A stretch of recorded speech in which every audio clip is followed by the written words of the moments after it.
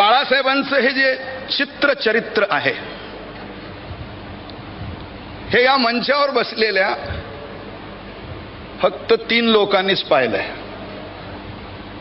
एक राज, कारण तोच याचा मालक आहे. दुसरे अटलजी आहेत, कारण प्रकाशक आहेत.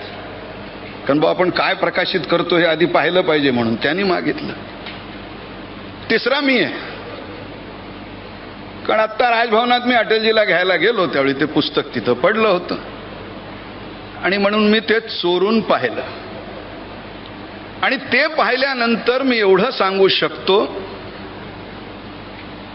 की बाळासाहेबांची भीष्म प्रतिज्ञा होती, मी आत्मचरित्र लिहिणार नाही. आता पुष्कळ लोक भीष्म प्रतिज्ञा करतात, पण भीष्मानंतर आपली प्रतिज्ञा पाळणारा जर एक माणूस कोणी असेल तर ते बाळासाहेब ठाकरे. त्यांनी ती प्रतिज्ञा पाळली. परंतु राज त्यांचाच पुतण्या, त्यांनी त्या प्रतिज्ञेला बगल दिली. महाभारतात अशा पुष्कळ बगला आहेत, पण तेवढा वेळ माझ्याजवळ नाही आहे.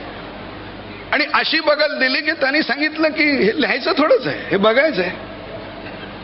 पण आपल्या सगळ्यांना माहित आहे, विशेषतः पत्रकारांना माहित आहे की एका चित्राचा परिणाम हा एका अग्रलेखापेक्षा किंवा हजारो शब्दांच्या लेखापेक्षा मोठा असतो.